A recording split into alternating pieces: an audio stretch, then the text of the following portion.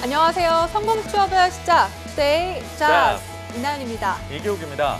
사상 최악의 취업난을 겪고 있는 대한민국 구직자들을 위한 취업 설명서. 어디서도 그 누구도 알려주지 않는 궁금증을 시원하게 타파해주는 취업시장의 동반자 투데이 잡스가 금요일에 인사드립니다.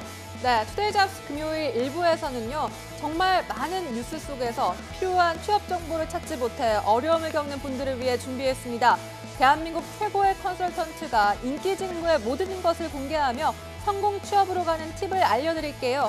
취준생 맞춤 본격 직무 탐구 코너 직무 역량 연구소 곧 시작합니다. 네, 이어서 여러분을 찾아갈 2부에서는요. 화려한 인생의 은퇴 후에 인생 2막을 찾아나가고 있는 중장년층을 위한 시간입니다. 행복한 노후를 보내기 위해서 중장년층 맞춤 노후 자금 관리법, 오늘 그 궁금증을 풀어드립니다. 굿잡 4060 잠시 후 찾아가겠습니다. 네, 마지막 3부에서는요. 새로운 삶을 꿈꾸는 이 신중년들을 위한 코너입니다.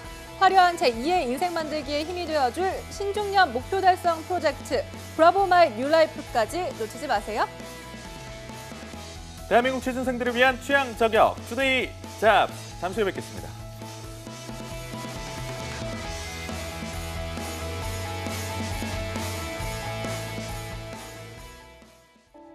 투데이 잡스는 단순한 정보 전달이 아닌 취업을 준비하는 모든 분들께 행복한 미래를 선사하고자 합니다.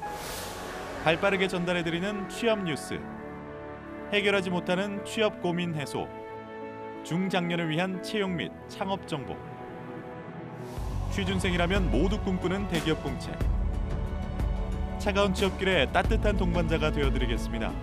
당신이 사원증을 받는 그날까지 생방송 투데이 잡스.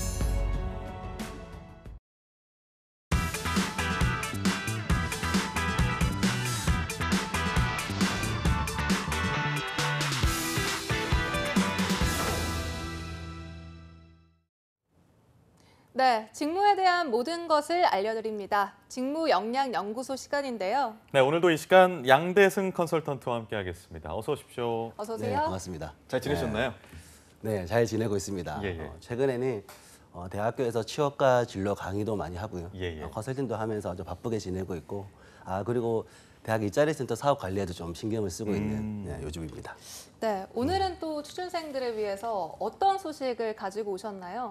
오늘 제가 전해드릴 소식은 그래픽 디자인에 대한 그래픽 좀 디자인. 내용을 전하고자 합니다. 저는 개인적으로 디자이너 하면 굉장히 일반인하고는 다른 그런 아우라를 가진 디자이너 바이브가 또 있잖아요. 또 그런 네. 것들. 그래가지고 지난 시간에 오셨을 때 우리 양 컨설턴트님이 다양한 직무를 두루 경험을 해보셨는데 네네. 디자이너 직무도 혹시 경험을 하셨는지 궁금해요. 네, 아쉽게도 디자인 직무는 예. 경험해 본 적이 없습니다. 아, 없는데 네, 어릴 때 제가 또 디자이너로서 꿈을 또 꿨던 적도 있고요. 그리고 평소에 좀 디자인에 관심이 많은 그런 거라서 뭐 온라인이나 오프라인 다양한 디자인 요소에 좀 관심을 두고 있고, 그러니까요. 특히 제가 강의안을 좀 제작을 할 때 좀 디자인에 신경 쓰는 편입니다. 네, 네. 현대 사회에서는 의식주 문제가 많이 해결이 네. 되고 기본 좀 삶의 질이 올라가면서 디자인 직무에 대해서 관심도가 높아지고 관심이 많아지는 것 같아요. 그래서 오늘 디자이너 직무를 좀 선택하게 됐습니다. 그렇구나. 네, 디자이너란 직무 정말 흥미롭지 예. 않습니까, 교육 씨? 그러니까요. 갑자기 디자이너 고 앙드레 김 선생님도 생각나고 네. 약간 그런 그래픽 디자이너긴 하지만 네네. 디자인은 정말 우리 인간의 정말 의식주에서 수습이 안 되는 것 같은데요, 지금. 빠질 수가 네, 없는 빨리 그래픽 예. 디자이너 직무부터 알아보죠. 네, 오늘 먼저 그래픽 디자인 직무에 대해서 간단하게 정의를 좀 드리겠습니다. 그래픽 디자인이란 제품 디자인을 제외하고 2차원에서 진행되는 모든 그래픽 작업들을 생각하시면 될 것 같고요. 예. 예를 들어서 영상 디자인, UX, UI 디자인, 패키지 디자인 등이 있습니다. 요즘은 제품이나 서비스, IT 여러 가지 산업 분야에서 디자인 요소가 굉장히 또 중요해지고 영역이 확대되고 있는 것 같습니다. 조금 더 그래픽 디자이너의 주요 업무를 좀 말씀을 드리면 네. 클라이언트의 요구사항이라든지 브리핑을 확인하고 시각적으로 표현하고 또 시안을 만들어서 다시 클라이언트와 협의를 거치고 최종안을 결정하는 그런 역할들을 하게 됩니다.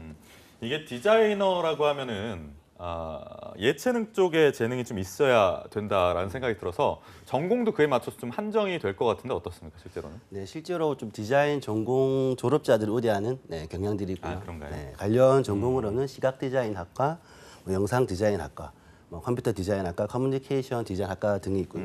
뭐 전공을 하지 않아도 뭐 학원에서 그래픽 툴을 컴퓨터 프로그램을 배워서 입직을 하는 경우가 있지만 뭐 흔하지는 않은 그런 경우입니다.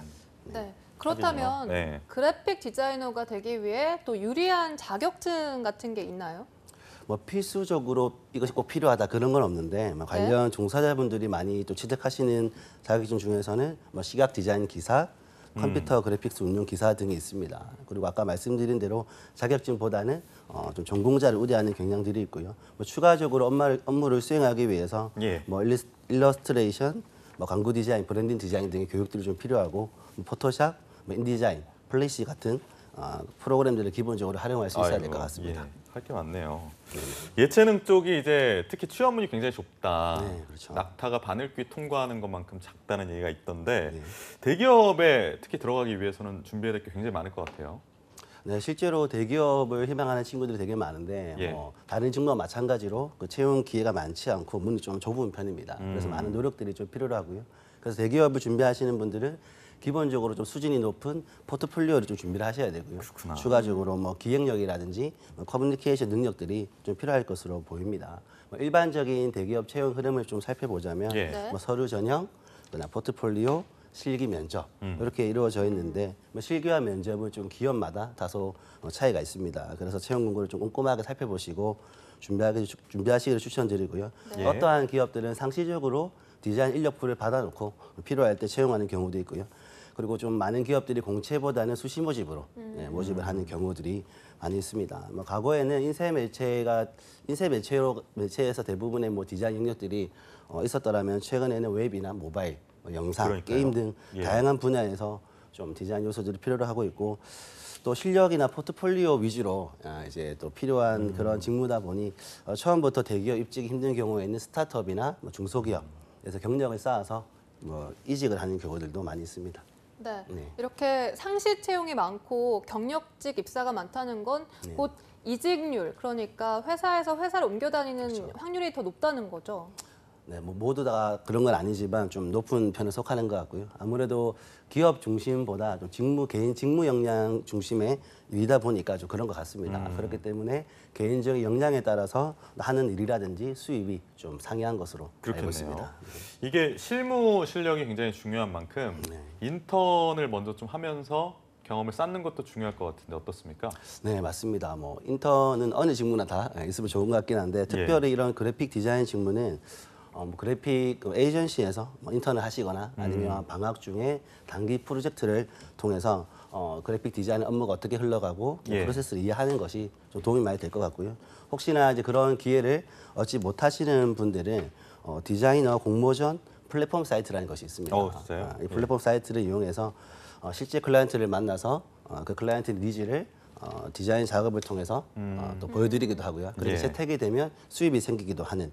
그래서 이런 작업들을 통해서 실무의 경험을 쌓을 수도 있고요. 그다음에 양질의 포트폴리오를 만들 수도 있는 그런 좋은 기회라서 조금 더 그렇겠네요. 이제 부지런해지셔가지고 좀 포트폴리오 만들기에 많이 활용하시면 좋을 것 같습니다. 네. 그렇다면 그래픽 디자이너들이 이렇게 대기업에 입사했을 때랑 그냥 일반 회사에 입사했을 때 뭐 받는 직무라던 게 좀 다른가요? 네, 크게 이제 디자이너가 두 가지의 좀 분류로 나눌 수가 있는데요. 첫 번째는 인하우스 디자이너라고 하고요. 두 네. 번째는 인하우스요? 디자인 에이전시에서 근무하는 경우를 말합니다. 먼저 인하우스 디자인을 좀 설명을 드리면 네. 일반 기업이 있고요. 그 기업 안에 디자인 부서가 있고 그 부서 안에서 이제 디자인 업무를 담당하는 그런 형태를 말합니다.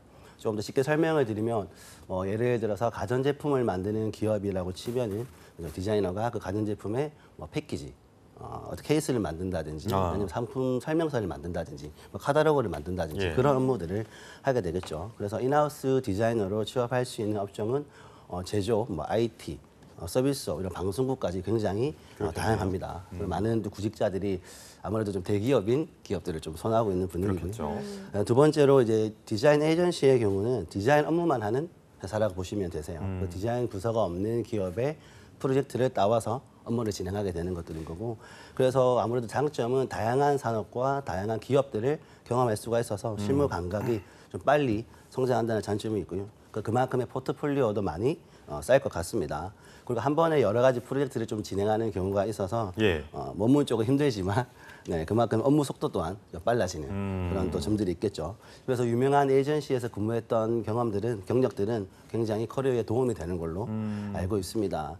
그리고 추가적으로 디자인 에이전시는 B2B 영업을 토대로 일을 하게 됩니다. 네. 그래서 아무래도 클라이언트와 디자이너의 관계는 갑을 중에서 을의 입장에 있는 경우가 많습니다. 그쵸. 네, 그렇다 보니까 클라이언트의 요구 사항들을 잘 듣고 따라야 하는 입장이기 때문에 어떤 뭐 스케줄이라든지 디자인의 방향성이라든지 또 감정적인 부분까지 또 스트레스가 생기는 또 그런 또 부분들도 있습니다. 예. 그리고 일반적으로 에이전시가 업무량이 많다는 인식이 있습니다. 뭐 전혀 아니다라고 말할 수는 없겠지만은 최근에는 디자이너들의 어떤 복지라든지 근무 내용들을 좀 많이 생각해주는 그런 회사들이 늘고 있는 걸로 알고 있고요. 또 마지막으로 에이전시의 또 특징 중에 하나가 아무래도 기업의 규모가 좀 작다 보니까 대표이사죠. 대표님의 어떤 마인드라든지 디자인 방향성들 그런 것들이 회사에서 잘 좀 드러나는 그런 또 특징들이 있습니다. 이게 디자인 에이전시가 굉장히 좀 많잖아요. 근데 네. 규모가 크지 않다 보니까 네. 채용 정보는 어디서 얻을 수 있나 이런 것도 궁금하거든요. 네, 보통 이제 에이전시 같은 경우에는 SNS를 통해서 많이 채용 정보를 올리기도 합니다. 뭐 페이스북이나 인스타그램을 활용해서 올리기도 하기 때문에 우리 구직자분들이 관심 있는 기업에 SNS를 좀 팔로우를 누른다든지 죄송합니다. 아닙니다. 네, 괜찮습니다. 시원하게 한번. 네. 네. 죄송합니다. 네, 인스타그램을 통해서 뭐 좋아요를 추천을 누르면 버전이다 그런 보니까. 정보들을 좀 받을 수 있을 것 같고요. 네. 그다음에 홈페이지도 좀 자주 들어가 보시는 걸 추천을 드려요.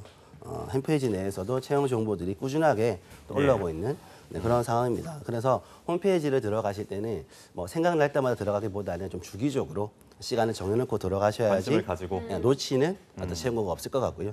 대부분 수시로 채용을 하다 보니까 좀 기본적으로 준비가 된 상태에서 예. 좀 채용 진행할 것을 추천을 드립니다. 뭐 추가적으로 예. 많이 아시는 뭐 디자이너 잡 같은 카페도 사이트도 활용해서 채용 정보를 찾기도 합니다. 디자이너 잡이란 카페가 네, 있나요? 맞습니다. 거긴 참 잘 구독을 해놔야겠네요. 거기. 네. 예. 구독, 좋아요. 여기 그런데 유튜브는 아니지만 예. 이렇게 디자이너 뭐 채용 정보를 사이트 들어가면 알 수 있다고는 하지만 막상 정말 그게 정확한 정보인지는 알 수가 없어서 좀 답답할 수도 있을 네, 것 같은데요. 어떤 식으로 찾으면 됩니까? 보통 많은 우리 취준생들이 뭐 대기업 기업의 사이즈라든지 어떤 네임밸류를 보고 선택을 하시는데 물론 그것도 중요한 것 같습니다. 하지만 에이전시의 경우에는 그 회사가 현재 어떠한 프로젝트를 진행하고 있고 예. 얼마만큼 지금 디자인 업계를 선도하고 있는지 그런 부분을 체크해 보시면서 또 기업을 선정하는 것이 아마 좋을 것 같습니다. 양 쌤이 지금 두 가지 방향을 얘기해 주셨습니다. 대기업하고요. 네. 네. 디자인 에이전시 네. 두 가지 갈래. 양 갈래 말고 또 이제 플랜 C라고 하죠. 보통 이제 어떤 걸 생각할 수가 있을까요? 네, 요즘에 급격하게 늘고 있는 성장 중인 프리랜서의 영역인 것 같아요. 아하. 뭐 1인 기업이기도 하고요. 말 그대로 스스로 일을 따서 진행한 형태를 말합니다. 그렇기 때문에 객관적인 좀 디자인 역량들이 필요로 하고요.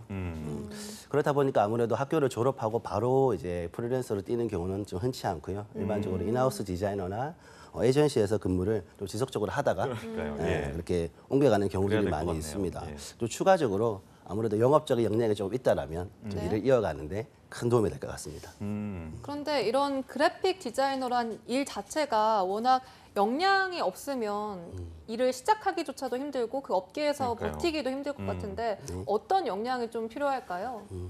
제가 앞서서 이제 디자이너가 필요한 역량들을 몇 가지 말씀을 드렸는데 예. 조금 정리를 하면서 추가적으로 말씀을 드리도록 하겠습니다. 네. 첫 번째 역량은 다양한 오프라인 또 온라인 매체를 활용할 수 있는 활용 능력이라고 저는 생각을 합니다. 뭐 디자인이 저희가 쉽게 접하는 건 온라인에서 많이 접하고 있지만 실제적으로 가게나 상점에서도 디자인 요소들이 굉장히 많고요. 그리고 여러 가지 부분들을 아우를 수 있는 국한되어 있지 않는 그런 다양한 시선들, 활용 능력들이 좀 필요할 것 같고요. 두 번째는 통찰력과 판단력입니다. 우리 디자이너라고 생각하시면 혼자서 컴퓨터를 끌어안고 일을 한다고 끌어안지는 생각하시는 분도 계시겠지만 실제 그렇지는 않습니다. 그래서 또 외부적으로는 클라이언트와 내부적으로는 다른 부서와 일을 함께 하게 되는데 그때 어떤 클라이언트의 기획 의도라든지 예. 다른 마케팅 팀이라든지 다른 부서의 의도들을 방향성들을 좀 잘 통찰하고 판단할 수 있는 능력 그런 것들이 필요할 것 같고요. 인사이트가 있어야 된다. 그렇죠. 네, 세 번째는 트렌드에 대한 이해도입니다. 아무래도 요즘의 디자인의 업무는 시각적인 요소를 좀 넘어섰어요.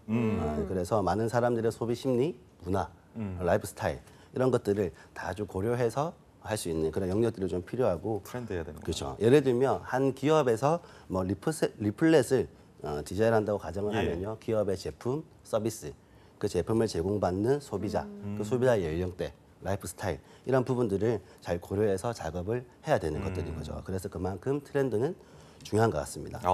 네 번째는 역시 의사소통과 협업입니다. 예. 빠지지 역시 않는. 협업. 네, 맞습니다. 협업, 예. 네. 제일 중요한 건 상대방이나 클라이언트에게 자신의 디자인에 대한 설득과 공감을 시킬 수 있는 그런 능력이라고 좀 표현하고 싶어요. 디자인이라는 게 뭐 예술적인 감각만으로 끝나는 것이 아니라 나의 표현을 상업적으로 또 전달을 할 수 있어야 되기 때문에 그만큼 또 소통의 능력이 중요한 것 같고 또 소비자가 납득할 수 있는 그리고 업무 협업 시에도 서로 의사전달이 중요한 것 같습니다. 그래서 구조적으로 조리있게 말할 수 있는 그런 능력도 중요하고요. 그래서 의사소통과 협업은 역시 중요한 역량이라고 생각이 됩니다. 네, 이렇게 쭉 들어보니까 정말 그래픽 디자이너가 갖춰야 할 역량들이 뭐 보통 직업들과는 크게 다르지는 않은 것 같긴 또 그렇긴 한데 하네요. 예. 그래도 또 탁 이렇게 그 사람의 유형을 꼽아 주신다면 어떤 이렇게 유형을 좀 네. 꼽아 주실지. 다양한 성향이 있겠지만 제가 생각하기에는 갖춰진 사고, 갖춰진 생각보다는 네. 좀 열린 열려 생각과 있다. 유연한 오픈 사고를 마인드. 그렇죠.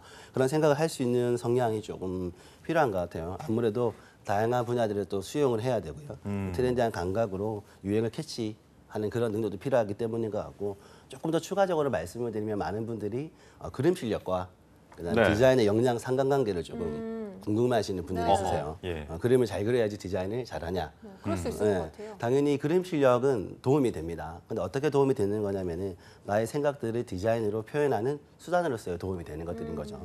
그렇기 때문에 혹시 내가 스케치 능력이 떨어진다 하시더라도 그런 분들은 컴퓨터 이제 프로그램 2D, 3D 툴들을 잘 활용하셔서 여러분들의 생각들을 본인의 생각들을 자유롭게 표현할 수 있으면 괜찮은 것 같습니다. 그러니까 그림 실력이 뭐 수단이지 목적은 아니다란 말씀을 맞습니다. 해주시는 것 같은데 제가 얼마 전에 재밌는 광고를 한번 봤었는데 뭐예요? LG 생활건강 광고였는데 세제가 처음 나와가지고 뭐 이제 했는데 약간 요즘 키워드 자체가 B급 문화인 것 같아요. 그러니까 옛날에는 되게 멋있는 그래픽을 이렇게 멋있게 해갖고 스토리텔링을 했다면 네. 그 어떤 분이 디자이너 어떤 분이었는지 모르겠는데 어떤 사람이 뭐 나한테 내가 토요일에 저녁에 뭐 별밤 가서 놀려 그랬는데 갑자기 관계자한테 연락이 와가지고 광고 하나 만들어 달라고 해서 화가 나서 안 하려고 했지만 난 돈의 노예니까 지금 작업을 하고 있다 뭐 이런 거를 광고로 만들었더라고요. 그래서 예, 되게 재밌었다. 근데 그림도 굉장히 약간 좀 초딩이 그린 그림처럼 네네네. 초등학생들 비하는 게 초등학생이. 아니고 초등학생 비하는 네. 거 아니고요. 네. 초등학생들이 이렇게 좀 이렇게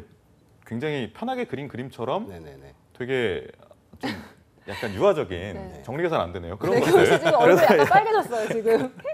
약간 트렌드가 네네. 요즘에는 A급이 아니라 B급이다. B급. B급 예. 감성. B급 감성. B급 감성이 약간 아. 있어야 된다. 이런 게 제 정리입니다. 알겠습니다. 사실 예체능 그중에서 이제 그림 쪽, 디자인 쪽 같은 경우는 유학이 필수다. 뭐 미국이나 뭐 유럽 쪽이나 이런 데를 좀 다녀와서 공부한 것을 바탕으로 일을 해야 된다는 얘기가 있는데 취업 시장에서 실제로 유학 경험이 좀 어떻게 결정적으로 작용합니까?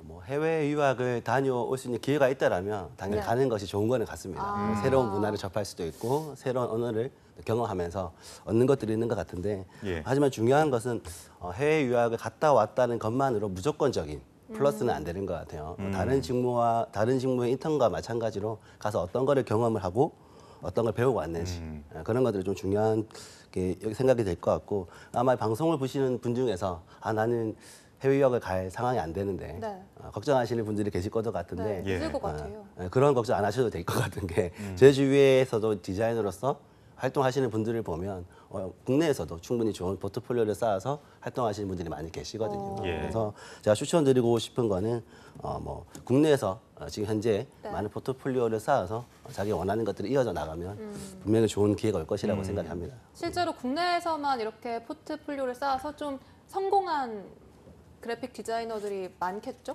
아무래도 있죠. 많겠죠. 아무래도 대부분의 기업에 많은 상당수 디자이너들이 아마 국내에서 국내파가 국내파. 네, 그렇죠. 있는 걸로 알고 있습니다. 제가 알기로는 그 해외 그 B사나 네. 뭐 이렇게 자동차 회사 유수의 뭐 그렇죠. 그러니까 우리 수입차로 부르는 이런 네네. 것들에 한국인 디자이너가 가서 활동을 수석 디자이너로 하고 있는 걸로 알고 있는데 그런 식으로 우리나라 내에서도 역량이 있는 인재들이 많이 키워진다라는 말씀 네. 드리고요. 또 교육 씨가 열심히 정리를 해주셨고요. 이제 또 그래픽 디자이너의 전망은 어떻게 될지 궁금한데요. 아마 향후 10년 정도 아마 지속적으로 고용은 좀 증가했을 것으로 보여지는데 여기서 좀 중요한 포인트는 아무래도 요즘에는 세계적인 뭐 최고의 트렌드의 디자인을 접할 수 있는 매체들이 굉장히 쉬워진 것 같아요. 그렇다 보니까 대중들의 안목이 좀 수준이 높아진 거죠. 그래서 일반적인 좀 수준이 아니라 이런 수준이 높아진 대중들을 좀 사로잡을 수 있는 그리고 역량 있는 디자이너들은 지속적으로 좀 필요하지 않을까 생각이 듭니다. 이게 근데 요즘에 정년 문제가 굉장히 화두잖아요. 네네. 근데 디자이너 직군 같은 경우에는 무엇보다도 창의성이 굉장히 요구되는 직군이기 때문에 정년이 좀 빠르지 않겠냐 이런 우려도 있거든요. 어떻습니까? 앞서 언급했듯이 뭐 예. 개인 중심 역량의 어떤 그런 직무다 보니까 사람마다 좀 다소 차이가 네. 있을 것으로 생각이 되어지는데 네. 일본 디자이너 중에서 하라켄야라는 디자이너가 있습니다. 하라케냐요? 네, 무인양품 그 디자이너로 유명하신 아, 분인데 그런가요? 네, 예. 1958년생이세요. 그럼에도 불구하고 1958년. 지금 그래픽 기획 디자이너로서 네. 네, 굉장히 활발하게 활동을 하고 있습니다. 네. 이렇듯이 꾸준하게 자기 분야에서 좀 몰입해서 전문성을 쌓다 보면 뭐 지속적으로 일을 할 수 있을 것 같고요. 그런 또 수준이 되면 은퇴 시기는 본인이 정할 수 있지 않을까 그렇게 생각이 되고 또 많은 또 언론이나 많은 사람들이 기계나 인공지능이 앞으로 사람들의 할 일을 대신할 것이다. 이렇게 얘기를 많이 하시는데 아무래도 디자인 직무는 인공지능이 대체할 수 없는 그렇겠죠. 그런 직무라고 또 생각이 들고 디자인은? 그런 그렇죠. 예. 그런 만큼 좀 자긍심을 가지고 마지막까지는 준비하시기를 네. 바랍니다. 이 하라케냐 씨의 나이를 계산해 보니까 실제로 지금 61살이세요. 네. 뭐 하시나 했더니 계산을 네, 계산을 하고 꽤 있었는데 오래 걸리시네요. 처음에 71살로 잘못 구했다가 예, 61살이신데 정말 잘하셨습니다. 정년을 훌쩍 뛰어넘게 그렇죠. 물론 정년이 일본은 65살이긴 합니다만 이게 네, 61살이면 오래오래 할 수가 있는 것 같습니다. 네. 그렇다면 또 궁금한 것이 바로 이 그래픽 디자이너란 직업이 얼마 정도를 벌지 좀 민감한 질문인가요? 제일 중요하지 않겠습니까? 그래도 제일 중요하죠. 예. 제일 중요한 부분인데 요 연봉 관련된 얘기는 두 가지를 좀 나눠서 설명을 드릴게요. 앞서 설명드렸던 인하우스 디자이너와 그리고 이제 디자인 에이전시 근무 시 어떤지 좀 차이가 좀 있는데 인하우스 디자인 같은 경우에는 아무래도 또 대기업과 중소기업의 차이가 있습니다. 네. 대기업의 연봉은 일반적으로 3,500만 원에서 5천만 원 사이에서 좀 편성이 돼 있고요. 네. 굉장히 드물긴 하지만 성과급이 지급되는 그런 경우도 있습니다. 그리고 요즘 많이 뜨고 있는 IT 기업 같은 경우에는 대형 IT 기업은 3,500만 원에서 4천만 원 정도 선으로 좀 형성이 돼 있고요. 중소기업은 연봉 2천 초중반대 예. 정도로 좀 보시면 될 것 같아요. 그리고 디자인 에이전시의 경우는 조금 낮은 편이에요. 네. 그래서 신입 기준으로 2천만 원 초반으로 좀 생각하시면 될 것 같습니다. 근데 연차가 쌓이면서 조금은 호봉이 좀 올라가나요? 모르겠죠. 어떤가요? 아무래도 제가 생각하기에는 옆에서 보니까 디자인 직무는 역량에 따라서 이익도 많은 만큼 또 급여도 차이가 많이 나더라고요. 그래서 좀 빨리 올라갈 수 있는 그런 직무가 아닌가 그렇게 생각이 듭니다. 알겠습니다. 그러면 게임 회사나 이렇게 뭐 게임 디자이너, 그래픽 디자이너들도 네네. 비슷한 연봉을 받고 일을 하는 건가요? 그렇죠. 게임 회사 같은 경우는 좀 규모가 큰 회사들이 있고 뭐 N사나 좀 큰 회사들은 아무래도 조금 더 많은 연봉이 좀 되고 예. 요즘엔 또 스타트업 게임 회사들이 많지 않습니까? 예, 예. 그런 기업들은 아무래도 매출 규모가 작다 보니까 작은 좀 연봉이 측정되어 있는데 그러니까 많은 분들이 저는 스타트업을 통해서 네. 올라가는 것도 굉장히 좋은 방법이라고 생각을 지금 합니다. 요즘 유행하고 있는 배틀그라운드라는 게임도 사실은 네네. 그렇게 큰 규모의 기업에서 만든 게임은 아니잖아요. 아 그래요? 배그가? 그렇지 않을까요? 아, 네. 예, 그런데 이게 내 포트폴리오에 배틀그라운드가 딱 있는 순간 그렇죠. 어느 회사에서도 환영받을 수 있는 그렇죠. 그런 좋은 포트폴리오가 아닐까 싶습니다. 이렇게 네. 무궁무진한 잠재력을 갖고 있는 그래픽 디자이너 직무에 대해서 이야기 나누고 있고요. 오늘 양 쌤이 좀 준비해 주신 일화 중에 네. 그래픽 디자이너를 희망하는 학생하고 상담했던 일화가 있다고요. 네네. 제가 또 공교롭게 제가 학교에서 담당하고 있는 학과가 또 예술대학교입니다. 그래서 오. 저희 학교에도 이제 예술 디자인 학과들이 편성이 돼 있어서 예. 디자인 전공하는 친구들을 많이 만나고 있는데 많은 친구들을 만나보면 대부분 되게 힘들어하고 있어요. 과제와 왜요? 수업이 너무 많아서 아무래도 과제가 좀 많다 보니까 그러니까요. 굉장히 힘들어하더라고요. 그래서 고등학교 입시할 때 어떤 그 비전과 꿈들은 온데간데없고 과제에 찌들려 있는 그런 모습을 많이 봅니다. 그리고 그 과제 또한 교수님의 어떤 디자인의 방향성을 많이 따라가는 것 같더라고요. 그래서 힘들어하는 친구들이 많은데 그러니까 제가 친구들을 상담을 할 때마다 꼭 드리는 2가지 얘기가 있습니다. 무엇인가요? 첫 번째는 너네는 이미 학생이 아니다.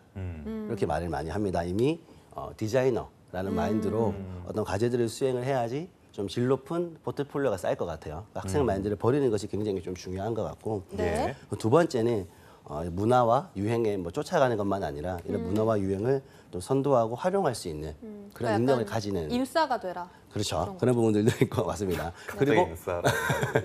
그리고 좀 유행을 따라가야 되는. 인싸셨나요? 저는 아닙니다. 그랬나요?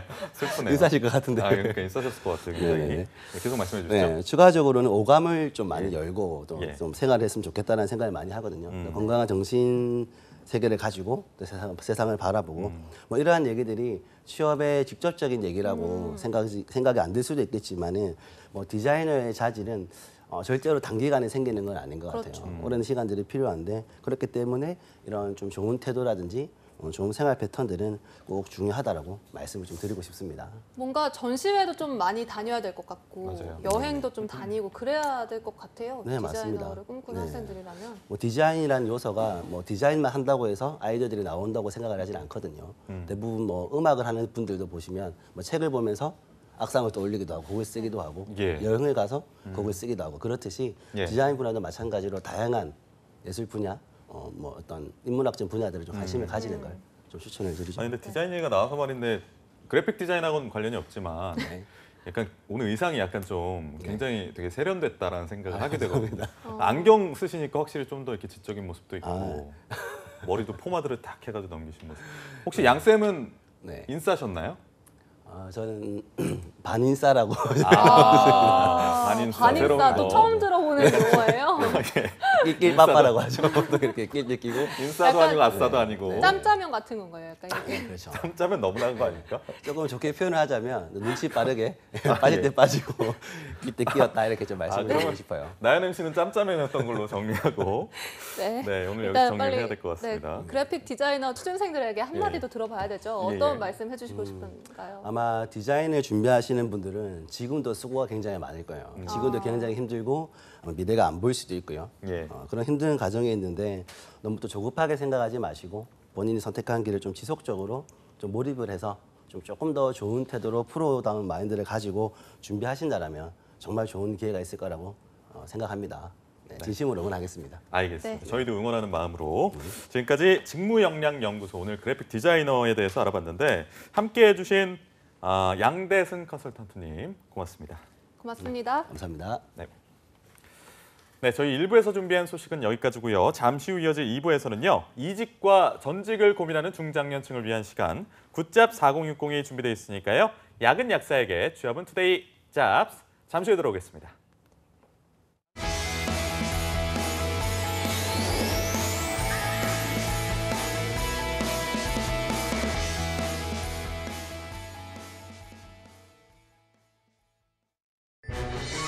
어머머 대박! 최우미 소식 들었어? 취직했다는 소문은 들었는데 독립할 자금도 모았대. 백수 아니었어?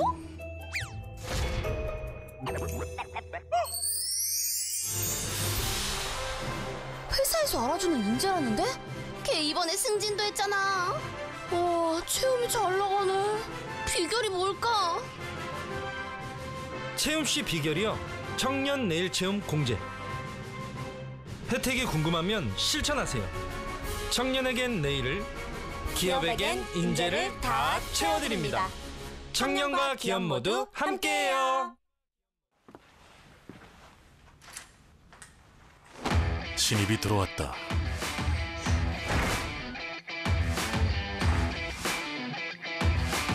궁금하다. 기대된다. 결국 해냈다.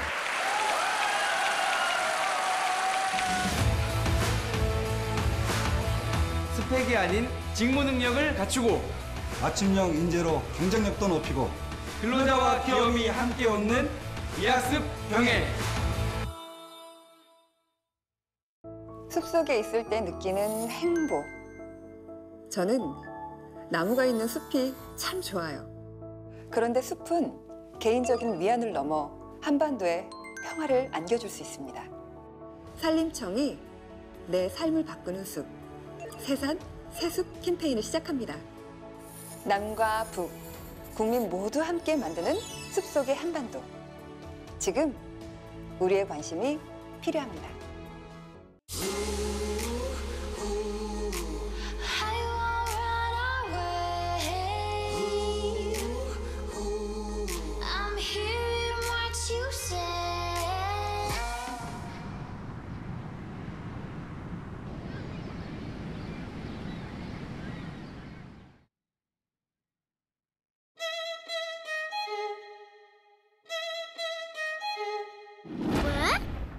왜 그런 거죠?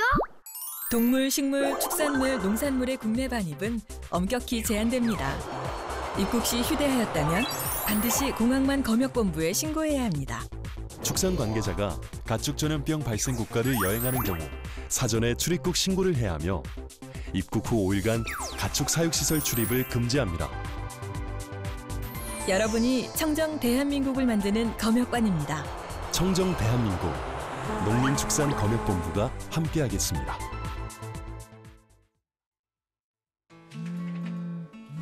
몸이 안 좋아져서 당분간 민준이 봐주는 게 힘들 것 같아. 갑작스레 찾아오는 일상의 순간들.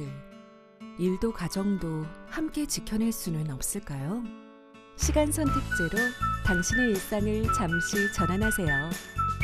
육아 분담으로 맞벌이 부부의 부담은 덜어주며 업무 시간 능률은 높여주고 가족과 함께 시간을 보낸 뒤 6개월 후 다시 일상으로의 전환. 가족의 일상을 지켜주는 시간 선택제. 고용노동부가 함께합니다.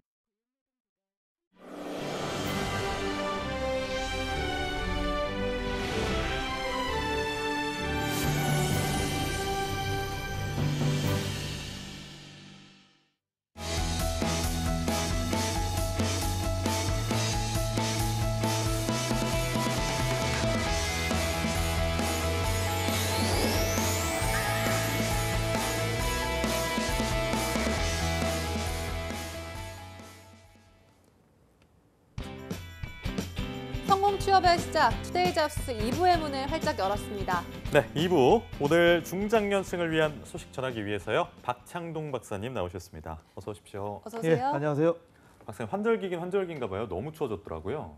이럴 때일수록 좀 건강 관리 잘해야 될 것 같은데 어떻게 하고 계세요? 예, 그래도 오늘은 좀 날씨가 좀 풀렸네요. 그렇더라고요. 예, 저는 이제 시간이 나면은 이제 자연 속에서 많이 걸으려고 노력을 많이 하고 있는데요. 한글날에는 이제 아내와 함께 그 오대산에 있는 선제길을 다녀왔는데 네. 살짝 내려앉은 이제 가을 단풍과 함께 그 물길이 잘 어우러져 있어서 힐링을 하고 왔습니다. 앞으로 또 가실 계획이 있으신가요? 단풍 저는 구경하시러? 뭐 주말에 특별한 일 없으면 좀 산행을 좀 하는 편입니다. 어디 가시나요, 주로? 주로 뭐 서울에 멀리 가지는 않고요. 가까운 거리를 좀 많이 다니고 있는데 이제 제가 이제 거주하고 있는 양평에도 좀 주변에 산이 많이 있어서 이제 근데 많이 다니고 있습니다. 요즘 양평에 좀 사람들이 단풍놀이하러 많을 것 같은데 어떤가요? 그쪽에는 뭐 그 거리가 가깝고 또 전철이 들어오기 때문에 많이들 찾는 것 같습니다. 들어오나요? 예. 알겠습니다. 앞으로 더 편리해질 것 같다는 생각이 들고요. 알겠습니다. 오늘 중장년층을 위해서 어떤 소식 준비해 주셨는지요, 박사님? 그 지난주에 이어서 우리가 오늘까지 이제 노후자금 관리법에 대해서 더 설명을 드리려고 하고 있습니다. 노후자금, 중장년층한테 꼭 필요한, 꼭 알아야 할 정보가 아닌가 싶은데 세 가지 고려사항까지 저번 시간에 들어봤고 오늘은 어떤 내용 전해주실 예정인가요? 예, 다시 한번 이제 정리를 하자면 지난주에 세 가지를 이제 말씀을 드렸는데 이제 첫 번째가 소득 중에 이제 세 가지 소득이 있습니다만 그 중에 근로소득을 산출하는 방법, 즉 이제 언제까지 일을 할 것인가에 관해서 우리가 한번 짚어봤는데요. 여기에는 가장 중요한 건 이제 건강 상태가 가장 중요하기 때문에 건강 상태가 내가 일을 할 수 있는 중요한 조건이라는 걸 다시 한번 이제 강조를 드리면서 두 번째는 이제 기대 수명을 이제 말씀을 드렸어요. 제가 언제까지 이제 살기를 희망하는지 이제 그 말씀을 드렸고 마지막 세 번째가 그 최소 생활비가 얼마인지를 한번 말씀을 드렸었습니다. 그렇게 세 가지를 좀 말씀을 드리고 지난주에 마무리가 됐다고 봅니다. 리뷰를 해주셨습니다. 네, 사실 이 모든 노후자금의 원천은 바로 근로소득일 텐데요. 일주일 앞에 이 소득도 이렇게 계획하기가 힘든데 이 노후를 위한 소득을 계획하고 맞습니다. 이렇게 관리를 한다는 것 자체가 저에겐 굉장히 어렵게만 느껴지거든요.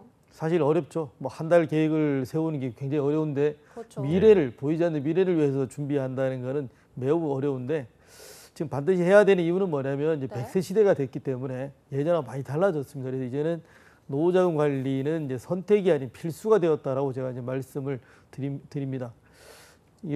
지금 예전 같은 경우는 평균 수명도 짧았고 자녀가 이제 부모를 복양하는 것이 당연시 됐기 때문에 노후자금 관리를 특별히 아주 뭐 이렇게 강하게 그 어필을 하지 않았던 게 사실인데 지금 이제 100세 시대고 그다음에 또 요새는 자녀와 부모가 스스로 서로가 이제 자립해 나가려고 하는 즉 뭐 정신적으로나 금전적으로나 서로 분리되어 하기를 원하는 것이 사회 추세이다 보니까 그렇죠. 이제 그런 부분을 저희 간과할 수는 없고요. 지금 말씀하신 것처럼 일반적인 우리 가구들이 가지고 있는 소득은 근로소득이 대부분입니다. 네. 그 근로소득에 조금씩 떼어서 푼돈을 모아놨다가 그것이 목돈이 되면 이제 그게 금융자산이 되는데 네. 젊었을 때의 수입의 대부분은 사실은 이제 근로소득이 차지하게 되겠죠, 그죠?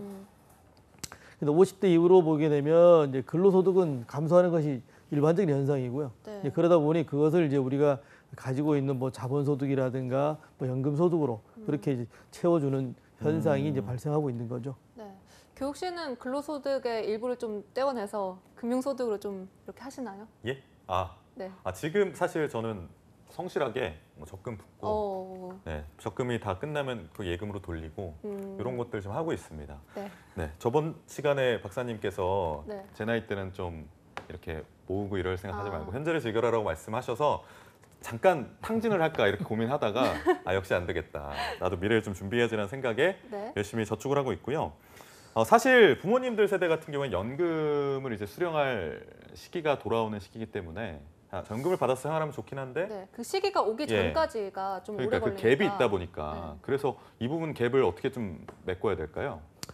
사실은 뭐 재취업이 된다면 가장 이제 그 안정적이라 할 수 있겠죠. 이제 금액보다는 언제까지 일정하게 소득이 들어오느냐에 대한 예상이 가능하고 그것이 이제 안정감을 줄 수 있다는 부분이 있는데요. 우리가 이제 흔히 이제 구조조정을 통해서 퇴직을 하시게 되면 우리가 그동안 냈던 이제 그 고용보험료로 실업급여를 받을 수가 있는데 그것이 사실은 좀 한시적이잖아요. 그리고 한시적이라는 얘기는 한계를 가지고 있다는 것을 뜻하기 때문에 그런 아쉬움이 좀 있고 이 가장 중요한 거는 뭐냐면 앞에서 잠깐 말씀드렸습니다만은 50대 이후에 은퇴를 할 경우에는 소득이 급격하게 줄어드는 소득 절벽을 이제 하게 되는데 뭐 어떤 때는 한 40%까지 줄어든다고 얘기를 하고 있거든요. 이제 그런 부분이 이제 불안감으로 다시 돌아올 수 있는 그런 요인이 되겠죠. 근데 사실 이렇게 100세 시대라고들 하는데 40, 50대 때 뭐 소득이 50%, 40% 감소가 되면 정말 막막할 것 같아요. 앞으로 어떻게 살아야 하나. 그게 이제 중장년층의 불안한 가장 큰 이유가 이제 그런 소득의 그 절벽 그런 부분이 될 수가 있는데요. 이제 문제는 뭐냐면 나이가 들면서 일을 하고 싶지만 일을 할 수 없다는 뭐 그다음에 이제 임금 협상력이 많이 떨어진다라고 볼 수는 있는데 왜 그러냐면 그거는 우리 사회가 가지고 있는 시스템으로 저는 좀 보고 싶은데요. 역량이라기보다는 이제 사회가 정한 정년이라는 시스템에 따라서 그 전체를 아울러서 이렇게 본다는 이제 그런 부분이 맞을 것 같고요. 이제 힘없는 중장년층은 시대의 흐름에 따라갈 수밖에 없는 그런 또 좀 아쉬움도 있습니다. 대부분 기업들이 그 실시하고 있는 정년 연장형 임금 피크제가 한 예가 될 수 있는데요. 이제 정년이 이제 연장된 거는 맞는데 그 연장됨으로 인해서 근로소득을 감소를 시키다 보니까 일정 그 시간이 지나고 나면 굉장히 많은 그 금액이 줄어드는 이제 그런 부분이 있을 수가 있습니다. 그러다 보니까 이제 뭐 심지어는 어떤 데는 뭐 50% 이하로 떨어지는 그런 부분도 있을 수가 있다는 것을 말씀드리고 싶네요. 이게 소득 절벽이 워낙 가파르다 보니까 일찍이 좀 고연봉을 받을 때 퇴직금 잘 받아서 은퇴하신 뒤에 뭐 창업을 하신다든가 제2의 인생을 모색하시는 분들도 많아지고 있다고요?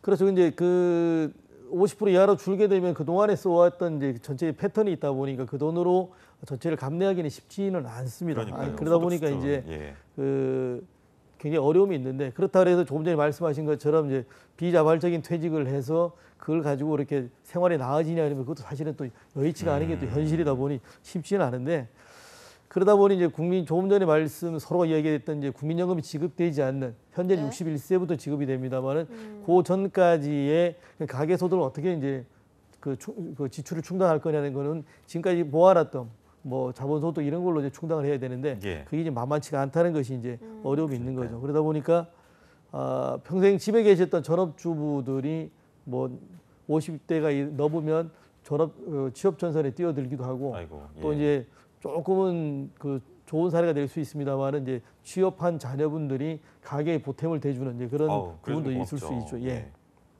그런데 이렇게 꾸준했던 근로소득은 정말 뭐 반토막이 나거나 아예 없어지고 이렇게 뭐 창업을 한다고 하지만 그것도 쉽지가 않고 재취업도 어렵다면 중장년층들한테는 막막할 것 같아요.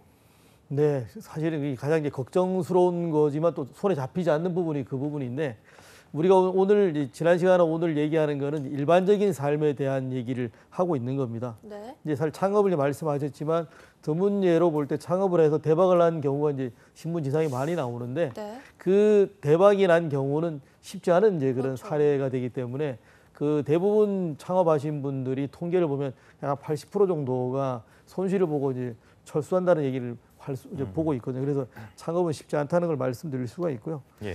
일단 소득이 줄었을 때에 이제 가장 쉽게 생각하지만 가장 어려운 것이 뭐냐면 전략입니다. 이제 필요 없는 걸 줄이는 건데 전략이 이제 최고의 재테크라는 말도 있습니다. 그래서 전략을 해야 되는데 그 벨셈 법칙을 이용해서 정말 줄일 수 있는 분야는 줄여보는 이제 그런 부분을 이제 권장해드리고 싶은데 또 하나는 뭐냐면 이걸 할 수 있다면 자기가 고정적 수입이 발생해서 어느 정도 안정적인 삶이 될 때까지 미루는 것도 한번 방법이 될 수 있고요. 예. 그다음에 만약에 이제 목돈을 지출해서 무엇을 구입을 해야 될 때는 그것이 요새는 렌트가 이제 많이 이제 활성화되기 때문에 내가 정말 사서 소유를 할 건지 렌트를 할 것인지도 한번 장단점을 비교해서 그런 목돈 지출에도 대비해 보는 것이 한 방법이 아닐까 이렇게 생각을 요즘에 합니다. 렌트가 뭐 차나 이런 것뿐만이 아니라 공기청정기나 뭐 에어컨 같은 경우도 렌트해서 쓰는 경우도 많다고 하더라고요. 네. 그렇습니다. 근데 은퇴를 하실 시점에 이렇게 뭐 구입하는 거 말고 목돈이 들어가는 일이 있을까요? 그게 궁금해가지고. 사실은 은퇴 이후에도 돈이 많이 들어가겠죠. 들어갈 수밖에 없는데 지금 이제 그 40대 후반 이럴 때는 뭐 대학 등록금이라든가 이제 사교육비가 많이 들어가겠지만 예. 그렇지 않은 경우는 있는데 일반적으로 통계청에서 발표한 자료에 보면 49.1세가 1차적 은퇴 시기라 얘기를 하고 있는데 네. 일반적으로 반태를 봤을 경우는 55세 전후가 되는 걸로 지금 알 수가 있습니다. 그래서 목돈 지출이 50대 후반부터 계속 된다고 하면 가계에는 굉장히 많은 주름살이 갈 수밖에 없는데 이것이 60대 이후까지 지속이 된다면 정말 좀 가계에는 많은 이제 핍박을 받을 수밖에 없는 그런 현상입니다. 그래서 조금 전에 질문하셨지만 50대 이후에 가장 지출이 높은 순위는 어떤 게라고 생각하시나요? 뭘까요? 교육 씨 아시겠어요? 새로운 취미를 시작하시지 않을까요? 뭐 골프나 이런 것들. 골프. 뭐 이런 것. 저는 왠지 좀 알 것 같아요. 저희 예. 부모님께도 죄송한 거라서 제가 아직까지 그래서 이걸 못 하고 있거든요. 결혼이 아닐까. 예, 맞습니다. 결혼인데요. 그 자녀가 결혼하는 걸 가장 기뻐하거나 축하해줄 분들도 부모고, 그 부모가 해주고 싶은 것도 많고, 해줄 수 있는 범위 내에서 최대한 해주고 싶어하는 것도 이제 부모님 마음이신데, 그 부모가 가지고 계시는 재산을 최대한 지출을 하거나 무리하게 지출을 하게 되면 굉장히 그 이후의 삶이 어려워진다는 것은 우리가 다 알고 있는 사실입니다. 예. 그 부분을 이제 간과해서는 안 되는데요. 그 팍팍해진 삶이 부모로서 끝나는 게 아니고 자녀에게도 전이가 된다는 점을 우리가 꼭 명심을 해야 되기 때문에 그 지출은 최대한 필요한 부분만 골라서 선정을 해서 좀 선택과 집중을 할 수 있는 그런 선택이 필요하지 않을까 생각합니다. 요즘 그래서 뭐 스몰 웨딩이나 이런 합리적인 결혼 문화도 많이 확산하고 있는 것 같습니다. 교육 씨 스몰 웨딩 하실 거죠? 저요? 네. 예, 뭐 나중에 생각을 안 해봐가지고 저는 아직까지는 그러시고 오실 거죠? 예, 알겠습니다. 이렇게 훈훈하게 마무리하고요. 자, 그렇다고 하면 이렇게 좀 상황이 녹록치만은 아니니까 무엇보다 노후자금의 1등 공신이죠. 근로소득을 잘 이렇게 경영해서 써야 될 것 같은데 노후자금 모으는 방법에 대해서 실질적으로 좀 조언을 해주신다면요. 예, 우리가 노후자금의 모으는 방법 세 가지, 조금 전에 했던 근로소득도 하나 있고, 자본소득이 하나 있고, 연금소득이 하나 있습니다. 근데 자본소득은 다시 이제 실물자산과 금융자산을 나눌 수가 있는데, 이제 우리 실물자산 중에 대표가 이제 부동산입니다. 이제 부동산을 보시게 되면 거주용 목적으로 그 부동산을 가지고 계시는 분도 계시지만 네. 비거주용 으로 이제 그렇죠. 갖고 계시는 분도 있는데 이제 주거용 부동산은 이제 결국은 이제 본인이 사용하고자 하는 부동산이다 보니 이제 물리적 개념, 물리적 공간에 많은 이제 집착을 하게 되죠. 다만 이제 비거주용 부동산은 이제 전세나 월세 뭐 이런 쪽에 현금 흐름을 창출하거나 시세 차익 쪽에 이제 많이 이제 관심을 갖게 되는 겁니다. 그래서 우리가 비거주용 부동산이라는 거는 노후에 대비한 안정적인 소득을 창출하거나 아니면 목돈을 마련하는 수단으로 많이 활용한다고 볼 수가 있겠습니다. 사실 부동산만 있어도가 너무 쉬운 표현인가요? 이렇게 요즘 이런 분들을 뭐 조물주 위에 건물주 뭐 이러잖아요. 그런 노후자금 걱정이 없을 것 같은데 사실 많은 사람들이 이 부동산을 가지고 있지 않은 게 현실이잖아요. 맞죠. 우리 뭐 대부분 가구가 이제 부동산은 거주용 부동산 하나 정도는 가질 수는 있지만 대부분 사람들이 없는 것이 사실입니다. 그래서 오늘 말씀드리는 것은 반드시 부동산에 뭐 이렇게 투자하라는 그런 개념보다는 전체적으로 노후 생활에 소득을 그 설명하는 과정에서 말씀드리는 거기 때문에 그렇게 이해를 해주시면 될 것 같고요. 이제 보유 부동산이 있다라고 하도 이걸 어떻게 활용할 것인가를 잘 구상을 하셔야 됩니다. 뭐 전세를 줄 것인지, 월세를 줄 것인지, 아니면 매각을 할 것인지 잘 구상을 하셔야 되는데 이제 그 매각에 있어서 조금 제가 한번 팁을 드린다면 이제 우리가 매각을 할 목돈 지출이 예상이 돼서 이제 가지고 계시는 부동산을 매매를 하려고 하는데 시세가 신통치 않다. 그럴 경우에는 굉장히 매각하는 걸 좀 망설일 수밖에 없거든요. 그렇죠. 그럴 때 이제 쓸 수 있는 방법이 이제 주택담보대출을 할 수가 있는데 주택담보대출이 이제 무조건 다 되는 것이 아니고 우리가 경제 주체 중에 하나가 이제 가계잖아요. 가계가 최근에 그 가계 대출이 굉장히 많이 급증을 하다 보니까 정부에서 그 가계 대출을 좀 억제하는 그런 것 때문에 주택담보대출을 많이 지금 규제를 하고 있어요. 그래서 그런 부분도 잘 염두에 두시고 전체적으로 계획을 수립하셔야 된다고 보셔야 될 것 같습니다. 네, 부동산이 정말 하나쯤 있으면 도움이 가게에 많이 돼서 저는 개인적으로는 제일 좋아하는 과자가 맛동산이긴 한데요. 어쨌든 이렇게 해서 여유가 있는 분들은 노후 자금을 이렇게 부동산을 통해서 마련하시는 분들, 창출하시는 분들 많은 것 같은데 유독 좀 근데 이게 우리나라에 좀 편중돼 있는 그런 것 같아요. 뭐 그럴 수 있다고 보는 것이 뭐냐면 어느 나라에서 찾아볼 수 없는 짧은 시간에 우리나라가 이제 경제 성장을 했는데 그 와중에 뭐 아파트라든가 뭐 부동산 이런 것이 그 자산 증가에 큰 목소리를 했던 것도 사실 사실이거든요. 그러다 보니 아직까지 이제 저와 같은 베이비부머 세대들은 그러한 그 옛날에 창출됐던 그 호시절을 잊지 못하고 아파트나 뭐 상가라든가 이런 걸 이제 관심을 많이 가질 수밖에 없는 부분인데요. 조금 이제 이런 패턴을 보시게 된다면 이제 자녀가 정규 교육을 받을 때는 주로 학군에 많이 이제 그 중점을 두고 그 부동산을 매입을 한다고 본다면 50대 이상이 됐을 경우에는 이제 시세 차익 같은 이제 자산 가치 상승이 되는 쪽을 많이 선호하게 되죠. 제가 오늘 말씀드리는 것이 좀 이상하게 들리면 뭐 불법 투기를 조장하는 것처럼 보일 수 있는데 그거보다는 이제 그 노후에 부족한 자금이라든가 그다음에 이제 불안한 노후를 위해서 다양하게 그 소득을 창출하는 방법 중 하나가 이제 부동산이 있다는 걸 말씀을 드리는 거기 때문에 그렇게 좀 이해를 해주시면 좋을 것 같고요. 비거주용 부동산은 지금까지 쭉 말씀드렸지만 뭐 전세라든가 뭐 월세 같이 그 가계 소득에 기여하면서 소득 창출에 많이 보탬이 된다는 것을 말씀을 드리고 있고요. 자기주택은 실제 거주 공간이기 때문에 어떻게 보면 마지막 그 내가 활용할 수 있는 카드가 아닌가 이렇게 보입니다. 아니 서두에서 말씀하신 것처럼 그 양평 지금 거주하시는 양평에 지하철 들어온다는 것도 호재다라고 제가 이해해도 되는. 저는 근데 전세라. 죄송합니다. TMI를 들을 수가 있어요. 일단 부동산 외에 그렇다면 노후 자금 좀 모으는 방법 궁금하거든요. 자본소득에 이제 아까 말씀드린 것처럼 실물자산이 있고 이제 금융자산이 있다 그래서 실물자산은 이제 말씀을 드렸고 이제 금융자산에 말씀을 드릴 텐데 이제 금융자산은 안정형과 투자형으로 나눌 수가 있습니다. 안정형은 잘 아시는 것처럼 뭐 조금 전에 적금을 이제 불입하신다 그랬는데 예적금 같은 경우가 이제 가장 좋은 사례가 될 것 같고요. 투자형은 이제 우리가 흔히 하는 주식. 그러면 이제 안정형 금융자산에 발생하는 것이 이자가 될 겁니다. 이자가 되는 건데 그 우리가 투자형으로 봤을 경우에는 이제 주식이 있다고 그래요. 주식은 우리가 평소에는 이제 매매를 통해서 그 차익을 뭐 손익이 네. 이제 이득이 발생하거나 손실이 그래서 이제 자본 손익이 발생을 한다고 네. 본다 그러면 연말이 지나서 결산이 돼서 이익이 나는 기업체에 투자를 할 경우에는 연말에 이제 그 결산을 통해서 배당금을 받는 이제 그런 그렇죠. 소득이 발생할 수가 있죠. 근데 점점 이제 나이가 들면 성향 자체가 그 투자형보다는 안정형으로 돌아서게 되는 것이 이제 일반적인 관례인데요. 문제는 뭐냐면 지금 너무 예적금 금리가 낮다는 겁니다. 그러다 보니까 이제 노후 소득의 금융자산을 통해서 창출할 수 있는 소득의 규모가 많이 낮아졌다는 것이 이제 굉장히 어려움을 주고 있는 건데요.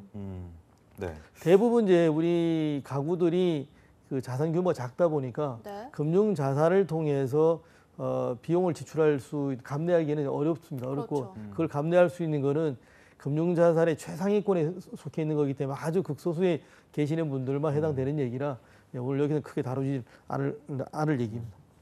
그게 지금 이자가 굉장히 적은 수준임에도 불구하고 그래도 어르신들 같은 경우에는 목돈은 은행에다 넣어야 된다라는 그런 고정관념 가지고 계신 분들도 있는데 설상가상으로 이제 금융회사가 부도가 나는 경우나 아니면 펀드 같은 걸 잘못 운용해서 투자금에 손실을 보는 경우도 굉장히 많잖아요. 근데 금융회사가 이제 부도 나는 것은 우리가 외환위기 때 이미 한번 경험을 했었죠. 그래서 예금자 보호법이 있습니다. 이제 금융회사가 부도가 나면 1인당 5천만 원까지 정부가 이제 그것을 대신 그 보증해주는 그런 제도가 되는데요. 5천만 원 이상의 금융자산이 있다면 그 거래하고자 하는 금융회사의 뭐 신용도라든가 여러 가지를 잘 살펴보시고 어떻게 분산하시는 것이 맞는 것인지도 한번 고려해 보실 수가 있는데요. 이제 최근 문제가 되고 있는 파생 결함 펀드, 소위 말해 그 DLF라고 하시는 거를 보셨을 텐데 이런 금융상품에 대한 정보도 옥석을 가려야 된다는 것을 우리가 좀 유념해 두실 필요가 있을 것 같습니다. 사실 이렇게 이번에 DLF 상품 같은 경우에도 많은 노인분들이 피해를 입었거든요. 노인분들 입장에서는 은행에 갔는데 은행의 직원이 추천을 해준 상품이라면 뭐 당연히 의심의 여지 없이 가입을 할 것 같아요. 맞습니다. 이제 그 은행은 공신력이 굉장히 높은 이제 기관인데 거기서 추천을 했고 설명을 했는데 그것이 무너졌다고 하면 사실 굉장히 상실감이 크실 수밖에 없는데요. 네. 근데 시장의 문제는 뭐냐면 이론처럼 움직이지 않는다는 것이 이제 그것이 저희들이 조금 유념해야 될 부분인데 최근에 신문을 보고 안타까웠던 거는 뭐냐면 은퇴자금 1억 원을 DLF에 투자했는데 200만 원밖에 남지 않았다라고 하는 기사를 봤을 때 굉장히 안타까웠습니다. 그런데 이 기사는 우리 노후자금 관리에는 굉장히 주는 시사점이 크다라고 생각을 하고 있습니다. 네, 이렇게 불확실한 것은 정말 꼭 한 번 더 생각을 해보고 가족들과 상의를 해보고 결정하는 것이 좋을 것 같다라는 생각이 듭니다. 그 다음으로 또 노후 자금을 모으는 방법, 또 다른 방법으로는 또 어떤 것들이 있나요?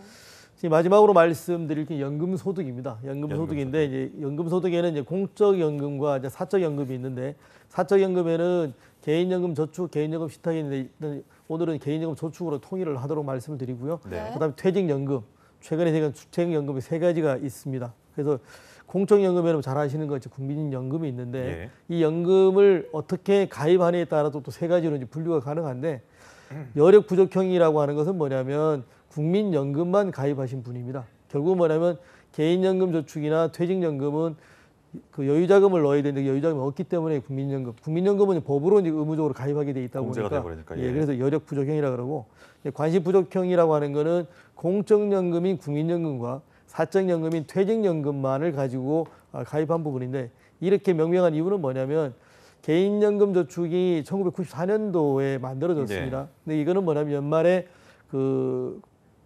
절세할 수 있는 절세 상품인데 그것을 이제 간과했다는 거죠. 결국은 뭐냐면 절세도 수입의 하나의 수단이 될 수 있는데 그것을 이제 간과했기 때문에 관심 부족형이라 얘기를 하고 있습니다. 여기서 말씀하신 개인연금은 그러니까 사적연금을 말씀하시는 거죠? 예, 그러니까 사적연금에 조금 전에 말씀드린 것처럼 개인연금 저축, 퇴직연금, 이제 최근에 만드는 주택연금이 있는데 이 개인연금 저축하고 퇴직연금은 뭐 매달 또는 일시금으로 부입을 했다가 일정 연령이 되거나 아니면 계약 기간이 만료되고 나면 이제 매월 받는 것이 특징이라고 한다면 주택연금 같은 경우는 불입하는 것이 아니고 지금 거주하고 있는 주택을 담보로 매월의 일정액을 수령하는 것이 다른 점이고요. 개인연금 저축은 만기가 됐을 경우에도 내가 소득이 계속 있거나 받을 필요가 없다고 하면 그 수령 시기를 조절할 수 있는 그런 또 좀 장점이 있습니다. 그 퇴직연금이라고 하는 거는 그 근로기준법상에 나와 있는 퇴직금을 일시불로 받는 것이 아니고 퇴직금을 퇴직연금에 불입을 하고 그다음에 퇴직연금을 통해서 매월 이제 일정액을 수령하는 그런 그 개념으로 보시면 될 것 같습니다. 요즘에 뭐 워낙에 연금의 종류가 많기 때문에 각 연금의 특징을 좀 파악하고 나한테 맞는 게 뭔지를 좀 생각을 하는 과정이 필요할 것 같습니다. 예, 맞습니다. 그래서 이제 그 연금은 라이프 사이클에 따라서 잘 이제 선택을 하셔야 되는데 그 연금을 납부하거나 연금을 받는 시기는 라이프 사이클에 따라서 조정을 하시면 됩니다. 예를 들면 목돈이 필요하지 않으시면 퇴직금을 일시에 받지 마시고 퇴직연금에 불입하셔서 매월 이제 받는 그렇게 하시게 되면 가계소득의 일정액이 고정적으로 이제 창출이 되니까 굉장히 도움이 될 수 있고요. 또 하나는 뭐냐면 퇴직금에 발생하는 세금을 절세할 수 있는 그런 또 수단이 있기 때문에 그것도 장점이 될 수 있는데 또 하나는 뭐냐면 혹시나 가계에 이제 전체적으로 그 밸런스가 안 맞아서 문제가 생겼다 하더라도 퇴직연금은 압류 대상이 안 되기 때문에 그것도 하나 고려를 해볼 수가 있습니다. 또 하나 이제 주택연금을 살짝 살펴보시게 되면 한국주택금융공사에서 이제 관리를 하고 있는데 거주자가 부동산은 보유하고 있지만 고정적 수입이 없어서 좀 노후 생활이 불안하다고 한다면 그 가지고 계시는 부동산을 활용해서 연금을 받으시면 되는 겁니다. 그래서 집을 담보로 맡기고 자기 집에서 거주하시면 연금을 받게 되는데 이거는 국가가 보증을 하기 때문에 금융회사들도 큰 부담이 없다고 보시면 되겠습니다. 네, 그렇다면 기존의 주택담보대출과는 어떤 점이 좀 다른 건가요? 주택연금은 이자 부담이 없다는 게 좀 다르죠. 이자 부담이 없기 때문에 그 한국주택금융공사가 역할을 하는데 공공기관에서 이제 보증서를 발급하기 때문에 금융회사도 부담이 없고요. 예를 들면 70세이신 분이 3억 원짜리 기준의 그 주택을 가지고 하시게 되면 매월 한 90만 원 돈, 한 89만 5천 원을 수령하시게 되기 때문에 그 자체도 굉장히 좀 좋은 조건이 아닌가 이렇게 생각을 해보게 됩니다. 주택연금은 그러면 가입을 할 수 있는 조건이 따로 있나요? 예, 주택연금을 가입하실 수 있는 조건은 뭐냐면 일단 부부 중 한 분이 만 60세 이상이 돼야 되고 또 한 분이 뭐냐면 그 한국 국적을 가지고 있어야 된다는 점. 그다음에 그 보유 주택 가격이 전체 합산해서 9억 원 이하여야 되는데 만약에 다주택자라도 합산 가격이 9억 원 이하면 가능합니다. 만약에 9억 원 초과해서는 2주택자라면 3년 이내 이 그 한 주택을 팔아서 9억 원 이하로 내려온다면 일단 주택연금에 가입할 수 있는 자격은 있습니다. 이게 그러니까 실거래가가 아니라 공시가 예, 그렇죠. 거죠? 알겠습니다. 공시지가로? 네. 알겠습니다. 정리하자면 좀 노후자금은 근로소득, 또 연금소득, 그리고 자본소득 등을 통해서 매월 일정액을 좀 이렇게 탈 수 있다는 거죠? 그렇습니다. 그래서 이제 그 부분이 그렇게 들어온 소득이 지출보다 크면 아무런 문제가 없죠. 뭐 남는 여윳돈을 적금에 불입하신다든가 입출금이 자유로운 예금에 넣어서 이렇게 활용하시면 되는데 문제는 지출이 소득보다 클 경우 커서 마이너스 가계가 될 경우가 이제 문제가 되다 보니까 그럴 경우에는 뭐 보유 부동산을 매각한다든가 보유하고 계신 금융자산을 뭐 중도 해지한다든가 이렇게 되다 보니까 아까 말씀드린 것처럼 전략이 최대의 이제 그 최고의 재테크인 것처럼 씀씀을 줄여보는 이제 그런 방법이 최선일 것 같습니다. 자, 그러면 제가 박사님께 좀 단도직입적으로 질문을 드리고 싶은데 노후 자금을 얼마나 좀 총액을 얼마 정도 갖고 있으면 이게 노후 생활이 가능하다 이런 것 좀 가늠할 수 있을까요? 가장 많은 분들이 궁금해하는 부분이 이 부분인데 오늘 간단하게 정리를 해 보도록 하겠습니다. 이제 뭐 인플레이션 이런 걸 다 감안을 해야 되는데 복잡하니까 현재 가격을 가지고만 기준으로 얘기를 해볼게요. 그래서 그 얘기를 하고자 지금까지 한 2주간 굉장히 그 장황한 시간을 끌고 왔는데 일단은 지난번에 얘기했던 매월 생활비에다가 은퇴한 이후에 그 기대 수명 그까지 얘기를 하면 됩니다. 그래서 이제 제가 얘기하는 게 뭐냐면 매월 생활비에다가 내가 은퇴한 이후에 또 기대 수명까지 남아 있는 잔여 기간을 곱하시게 되면 일단 총액이 나옵니다. 저는 여기서 이제 하나를 더 보수적으로 계산하고 싶은 게 뭐냐면 건강 수명 개념을 한번 그 반영을 해보고 싶은 게 뭐냐면 지난 시간에 말씀드릴 때 70세 이후에는 평균 그 의료비보다 한 3.4배가 더 들어간다고 말씀을 드렸기 때문에 앞에 계산한 거기에다가 더하기를 뭐 하시게 되냐면 그 연간 평균 의료비를 기대 수명에다 건강 수명을 뺀 잔여 기간을 곱해서 더 얹어서 계산하게 되는 겁니다. 그렇게 되게 되면 공공기관에서 발표한 자료를 가지고 한번 계산을 해볼게요. 예를 들어서요. 지금 적정 생활비가 243만 원이라고 지난주에 말씀을 드렸고요. 네. 우리가 평균 그 수명이 82세라고 얘기했고 네. 60세를 만약에 퇴직을 하게 된다고 하면 이 전체가 243만 원 곱하기 12개월에 22년, 그다음에 그 의료비 400만 원에 뭐 17년 곱하게 되면 한 7억 900만 원, 한 7억이요? 7억이 좀 넘는 수준이 나오게 됩니다. 그런데 이거는 문제는 뭐냐면 앞으로 평균 수명이 점점 길어지기 때문에 이 네. 규모 점점 늘어날 수 있다는 거, 그 점을 좀 유념해 주시면 될 것 같습니다. 네, 이 평균적인 그러니까 나이와 뭐 평균 이 그 필요한 월급 뭐 이렇게 따져서 다 하니까 7억이라는 생각보다 좀 어마어마한 숫자가 나와서 좀 놀랐는데요. 이 7억을 모을 수가 있는 거겠죠? 당연히 모을 수는 있죠. 그러니까 이제 그거는 여러 가지 방법이 이제 저 얘기를 했었는데 네. 부지런히 또 사실은 이제 성실하게 사시게 되면 좀 되지 않을까 하는 생각을 하고 있습니다. 그래서 많은 노력을 해주시기 바라고 저 또한 이런 것을 잘 염두에 두고 지금 저도 준비를 하고 있습니다. 그러니까 사실 저희 나이 또래 뭐 30대, 40대 첫 아이 태어나기 전에 뭐 결혼하기 전부터 좀 준비를 해야 7억이라는 돈이 사실 모으고 싶지가 않은 돈이잖아요. 저 1억도 미리미리 어렵잖아요. 준비를. 1억도 어렵잖아요. 그러니까요. 억소리 납니다. 진짜. 네, 진짜로. 예. 알겠습니다. 지금까지 노후자금 관리법에 대해서 알아봤는데요. 굿잡 4069와 함께해 주신 박사님, 오늘 7억이라는 숫자 던지시면서 이 시간 마무리해야 될 것 같습니다. 유익한 정보 준비하시느라 고생하셨습니다. 감사합니다. 네, 감사합니다. 네, 투데이 잡스 1부에서 준비한 소식은 여기까지고요. 잠시 후 3부에서는요. 이직과 전직을 고민하고 있는 중장년층을 위해서 브라운 마이 뉴 라이프가 준비되어 있습니다. 네, 약은 약사에게, 또 취업은 투데이 자, 잡스. 잠깐. 어디 가지 마세요.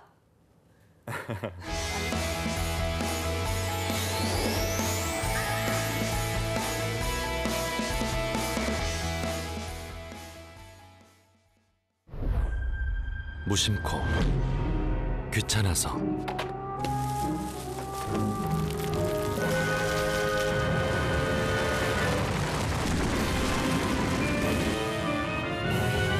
오늘 버린 쓰레기, 내일 돌아올 수 있습니다. 어떡해. 확인지는 한 통이면 되는데. 대출금 1분만 갚으면 저금리로 된다고요. 참, 내 속을 걸수고 해야지. 삼촌 폰도 고장나고 인증서도 오류인데 대신 90만 원만 이체해주세요. 계좌번호 알려줘. 뭐? 문자 보낸 적 없다고? 나, 누구나 피해자가 될 수 있습니다. 제가 확인해보고.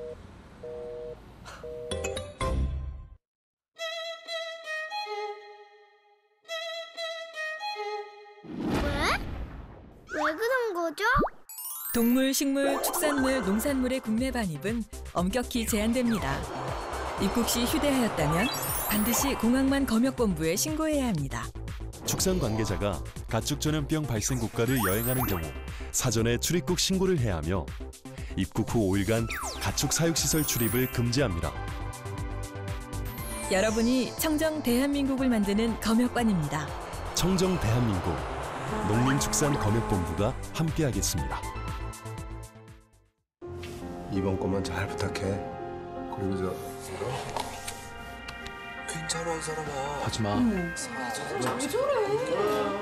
봐도 만들었네. 안 되지. 받겠습니다.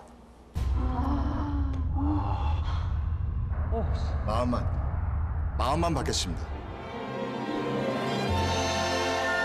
청렴한 마음과 거절하는 용기. 우리 모두의 바람입니다.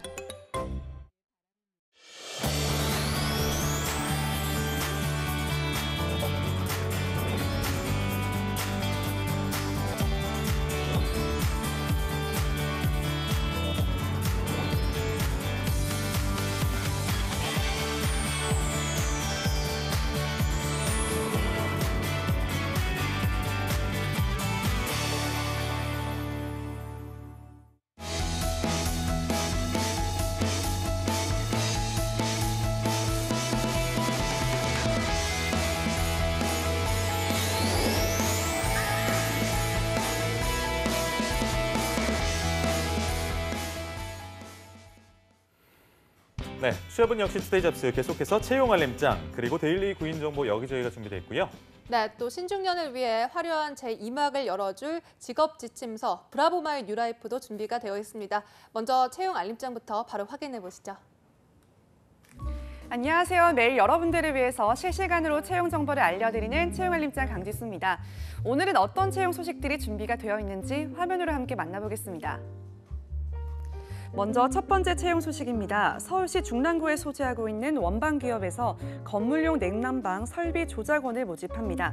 지원 자격은 고졸에서 대졸 학력, 5년 이상의 경력이며 급여는 월 287만 원, 모집 기간은 10월 31일까지입니다. 다음은 썬테크에서 연삭기 및 연마기 조작원을 채용합니다.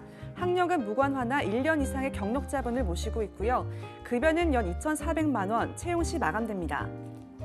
계속해서 부산시 사상구에 위치한 오양식품에서 식품공학 기술자를 모집합니다. 학력은 무관하나 10년 이상의 경력이 필요하며 급여는 연 3,500만 원 이상, 모집 기간은 채용 시까지입니다. 마지막 채용 소식입니다. 이상 디자인 하우스에서 인테리어 디자이너를 채용합니다. 지원 자격은 10년 이상의 경력자며 급여는 연 3,500만 원 이상, 채용 시 마감됩니다. 네, 취준생들의 많은 관심 부탁드리고요. 지원 자격 그리고 우대사항 확인하신 후에 마감일에 늦지 않게 지원해 보시길 바랍니다. 지금까지 채용 알림장에서 채용 소식 전해드렸습니다.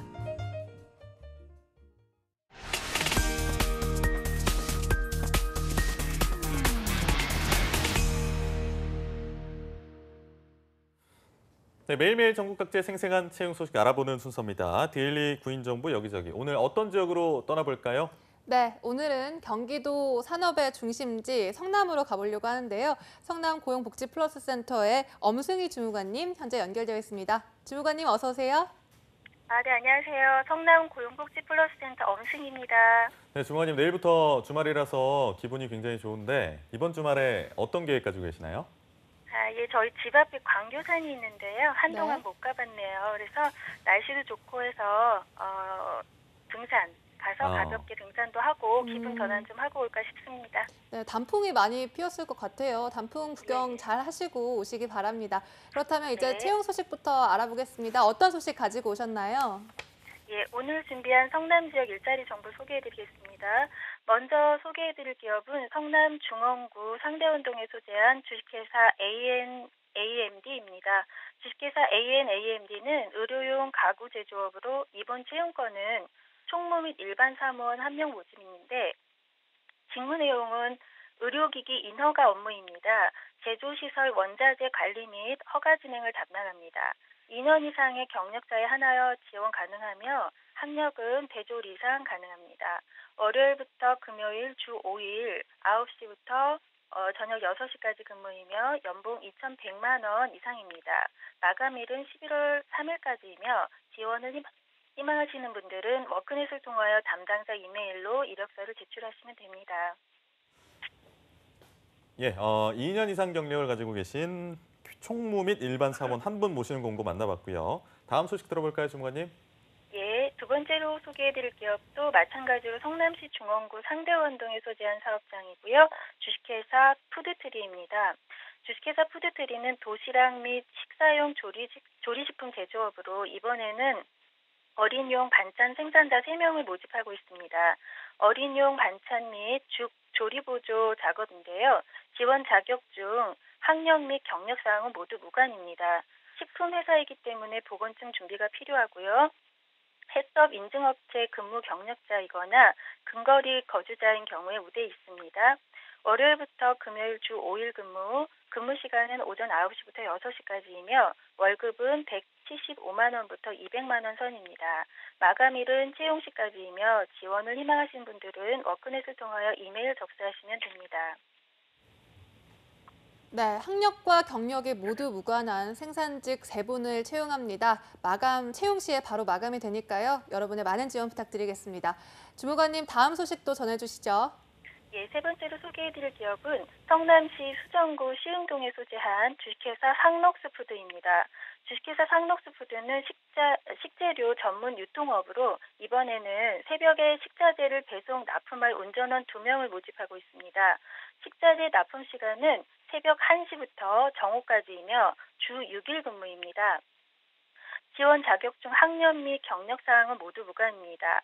월급은 300만 원 이상이며 면접 시에 상향 협의 가능합니다.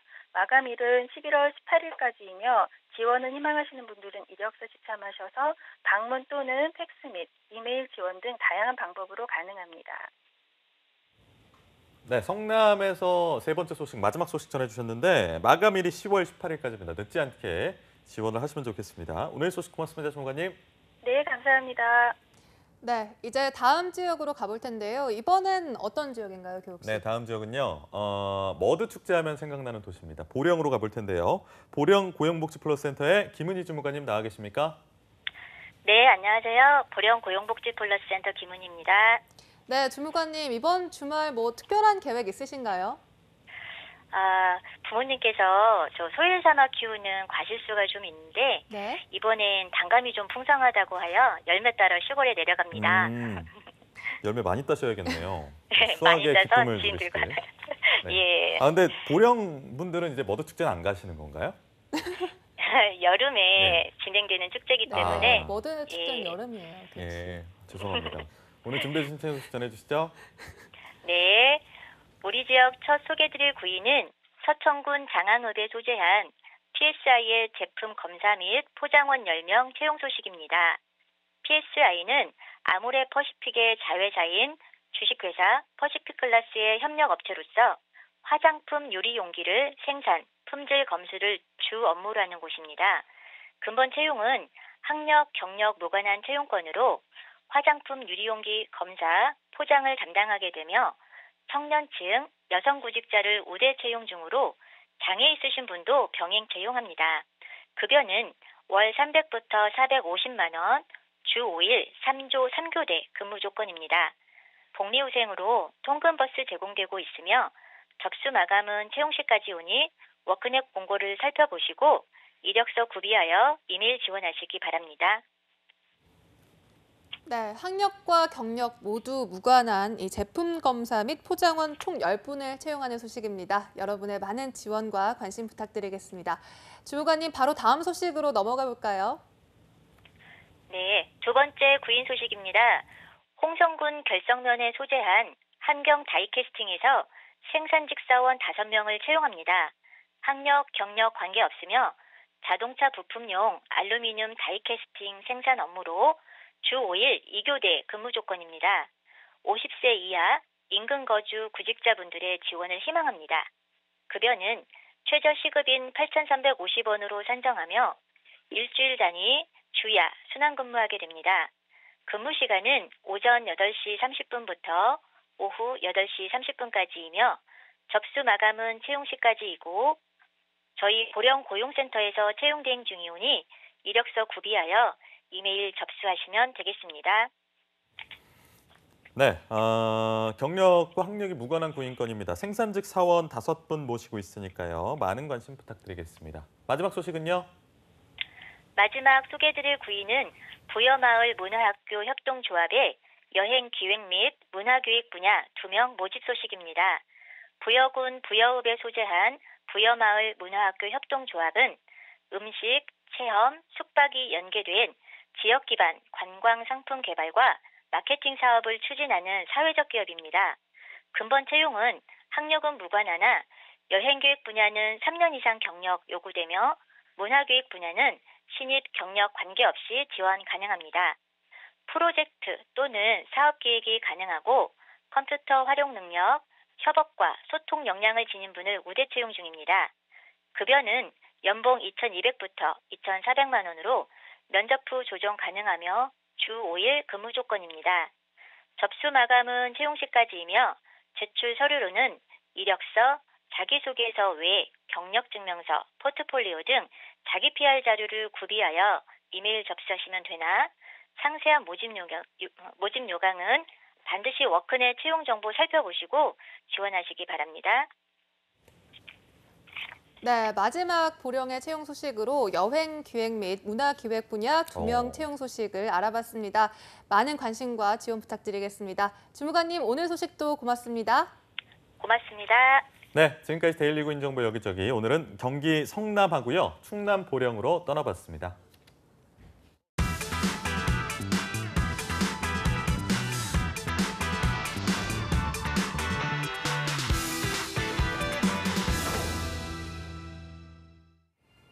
네, 아직 은퇴를 말하기에는 이르다. 화려한 인생의 제2막, 끝이 아닌 시작을 꿈꾸는 신중년 세대를 위한 지갑 속에서 브라보 마이 뉴 라이프 시간입니다. 네, 오늘도 브라보 마이 뉴 라이프의 취업 요정입니다. 강지수 캐스터와 함께합니다. 강지수 캐스터 어서 오세요. 안녕하세요. 강지수 캐스터는 이번 주말에 뭐 어떤 계획이 있나요?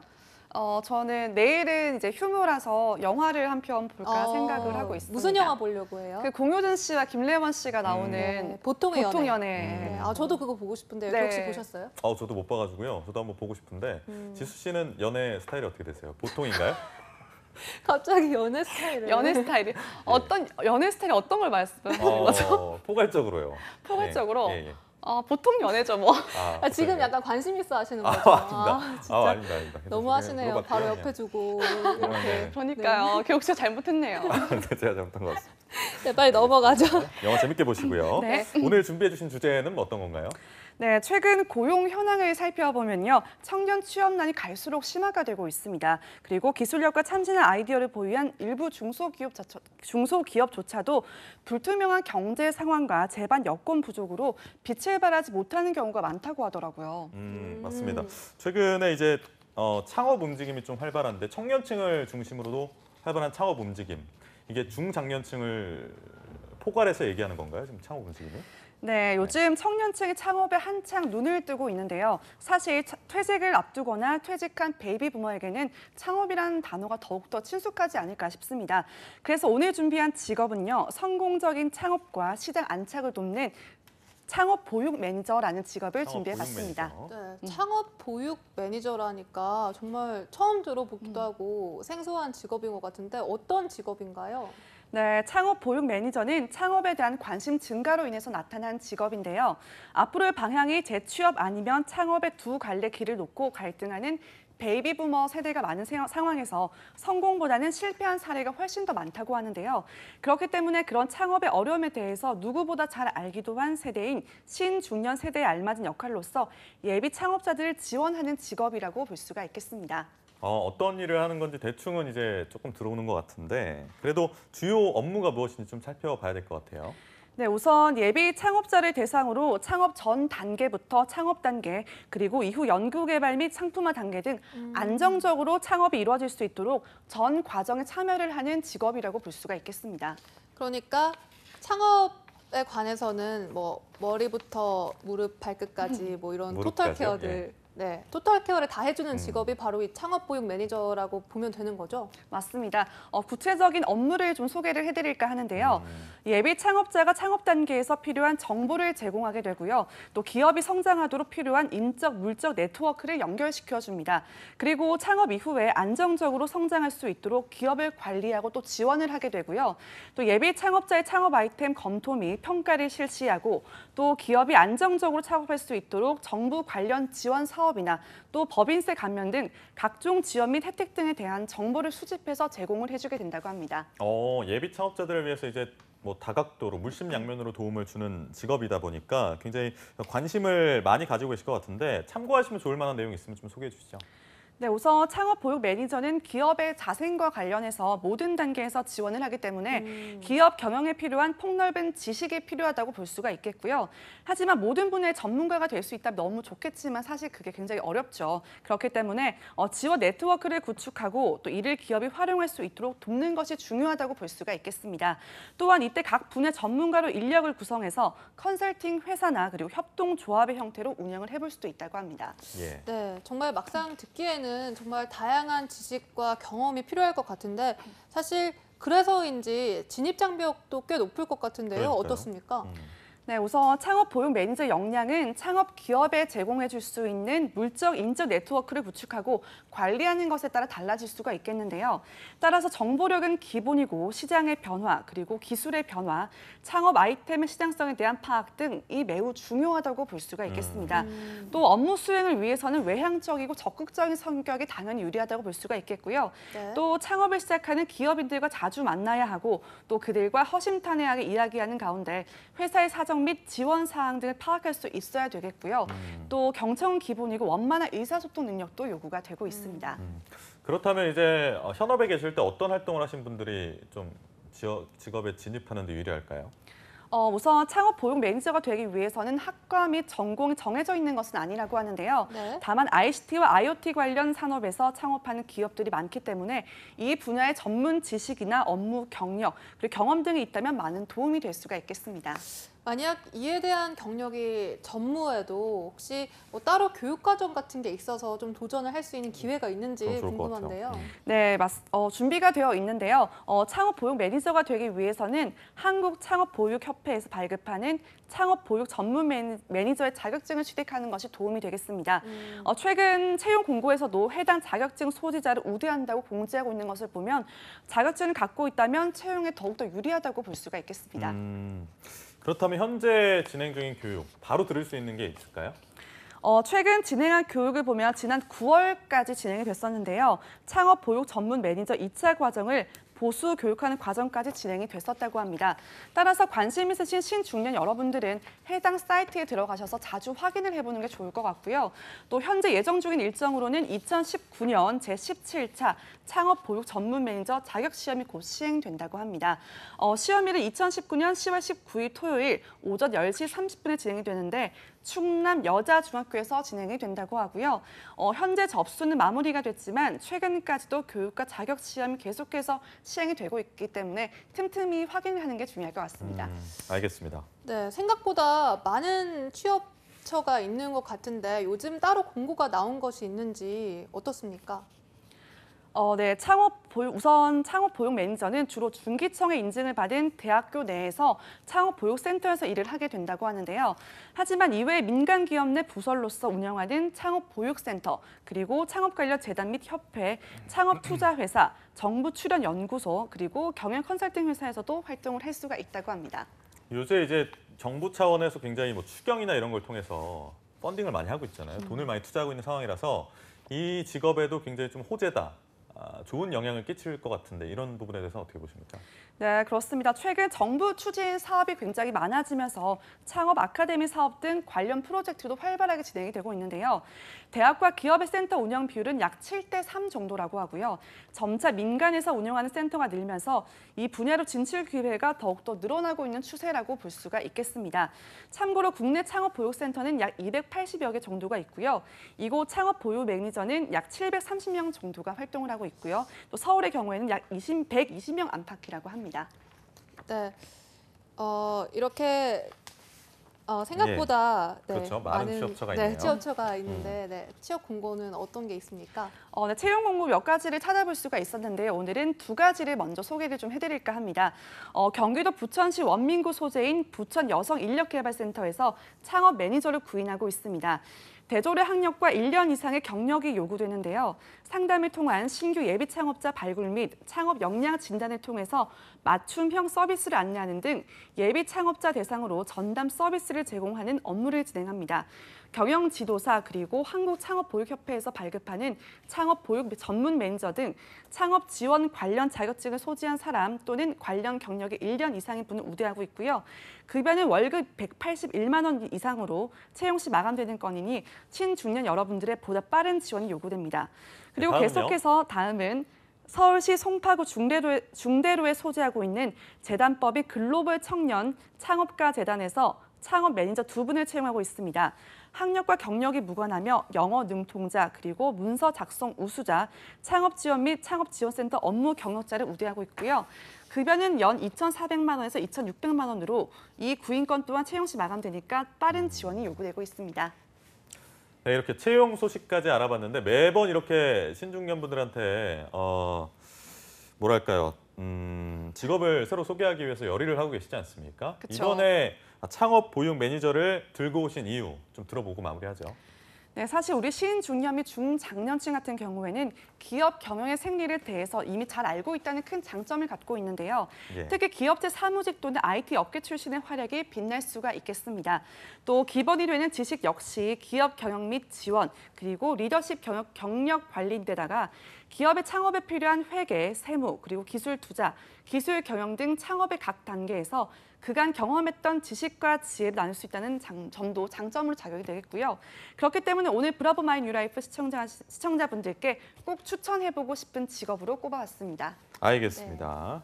오늘 브라보 마이 뉴라이프 신중년의 인생 제2막을 위해서 창업 보육 매니저에 대해서 알아봤는데 오늘 수고해주신 신중년 분들의 취업 요정 강지수 캐스터와는 여기서 감사하다는 말씀 드리면서 다음 시간 기약하도록 하겠습니다. 고맙습니다. 고맙습니다.